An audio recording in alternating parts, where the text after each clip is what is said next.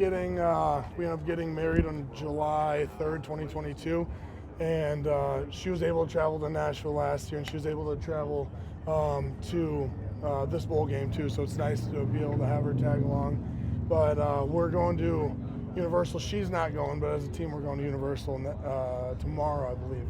And yeah, so that'll be pretty cool. Was that where you had proposed? Yes, proposed at Universal. Yeah. Schematically, I think Jamari was talking about how Tennessee spreads you out. No, both Milton did that, and this new guy Nico does it too. What, as a defensive lineman, do you have to do to kind of take advantage of those opportunities where they're not exactly stacking the bucket? They're not exactly Wisconsin in 20. Right. Just being able to make plays when the opportunity provides itself. And the biggest thing we're focusing on is tempo this week. They have a really fast-paced offense that is trying to get to the next play as quickly as possible, and we're just trying to simulate that as much as we can with the scout team, and they've been doing a pretty good job of that. So just trying to get set as quickly as we can. What does that look like? Can you talk more about that simulation? Just they're setting the ball, they're trying to run a play as quickly as possible. We are getting set on defense. Yeah. Logan, what kind of impact did KB make on your career? Coach Bell's great. It's been amazing to be able to play with him.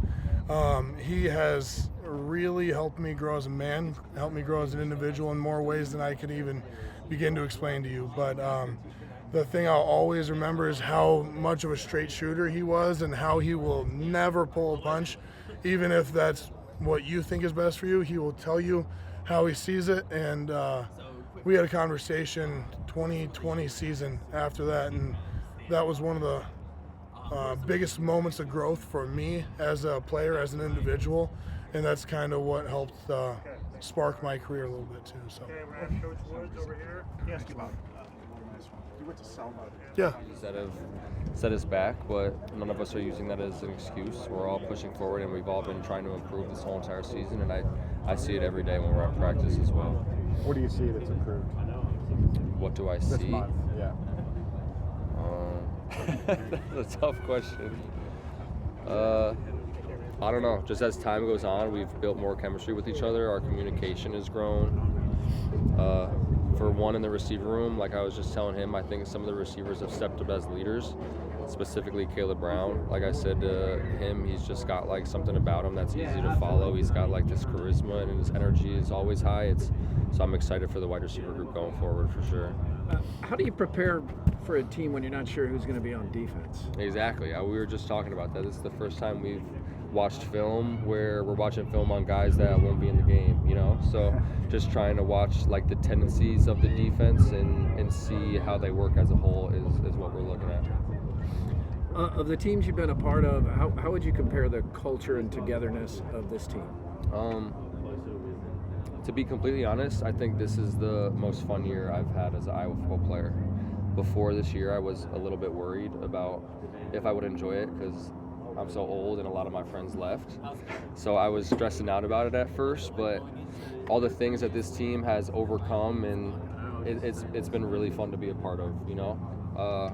I mean, obviously we lost like some of our best players, but to still go 10-2 or whatever we went is pretty special, you know? So I've had a lot of fun this year. I feel like the brotherhood on this team is pretty strong. We've all stuck together in such a crazy season. It just goes to show how much we care for each other. So when you hear that bowl games don't mean as much or don't matter as much, what does it mean to the players on this team?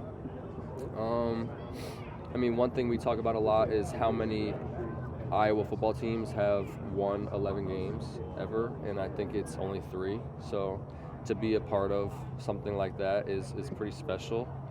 And we know bowl games are really like what team wants it more at this point. Like some teams are going to go to bowl trips and they're going to want to go on vacation the whole entire time. But we know we could have fun on bowl trips, but when it's time to play and it's time to come out here and get better, like we have to be 100% focused on that. And that's what I see from us all the time, which really stems from Coach Ferentz and the coaching staff and the leadership on this team. So thank you. Yep. Any of the young receivers? One of your pro kick coaches was here.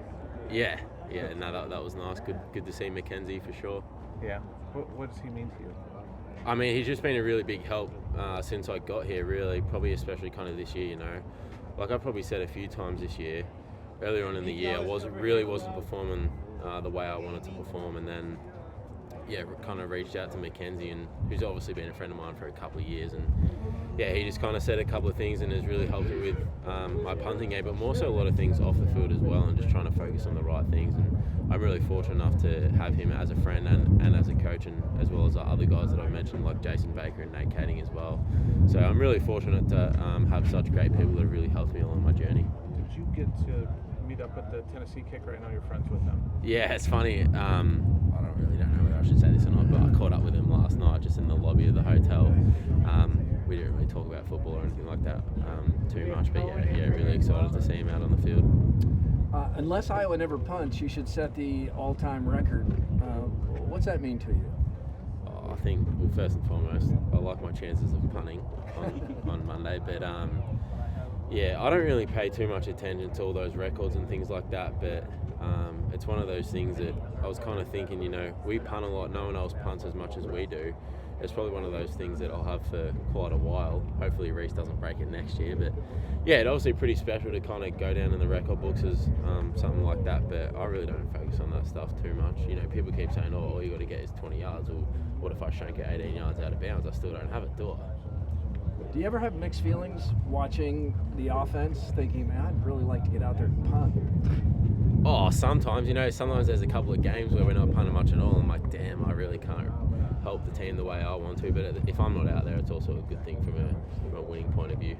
This time last year, you're kind of teetering with the decision to come back. Now that it's like it's coming full circle, you're back in this position to think of how much you've improved, the fact that you're on this record, the Ray Guy Award. Yeah, and I think, people ask me that, you're glad you came back, and absolutely, but I will say one thing, the NFL has never really been a money thing or anything like that. It was just more so, how can I take my game to the next level? And a lot of people kind of just told me, you can always improve, and that's one thing. I'm always trying to improve, and coming back to college, I feel like that's really helped me as well. And I feel like I've really taken a couple of massive steps in the last probably 18 months, 12 to 18 months. So really glad I came back, and I don't regret it at all. And in fact, it's really helped me progress as a punter, a player, and a person, and a teammate and a leader as well, which I know is just as important as punting in terms of the transition to the next level. A lot of simple stuff, but they do it well. They don't have that many concepts, but what they do is run different concepts out of the same formation. So it's kind of tough to get a little bit of a tail, but the more tape we watch, the better we've been able to tell. Regarding that decision again, what are the biggest factors you're weighing when it comes to, do I stay, do I go? Obviously you don't have a decision, but the pros and cons. I haven't really put too much thought into it. I've really been focusing on Tennessee, and I said I'll attack that challenge. I'll cross that bridge when I get there. So really next week, if we could fast forward a week from now, I'll have a better answer for you. But right now, I'm locked in on Tennessee, trying to enjoy this one with my guys. Looking back throughout your Iowa career, is there a favorite Phil Parker moment? There's so many I can't even tell you. And I love Coach, and he's one of one. So he is so many over these last 5 years. Some good ones, but nothing I'm willing to share. What was it like the first time that you met him? The same. I think another thing too is just my football awareness, and just the more and more film I watched, it just understanding what the game's like, and how the offense is trying to manipulate you, and just putting myself in better positions to obviously make plays and help my team. Cohen, thanks. Thanks so much, Cohen. Cohen, you said you've grown a lot this season, kind of heading into the last game of this season. I guess going forward in the future, what do you going to improve? What do you look to improve on?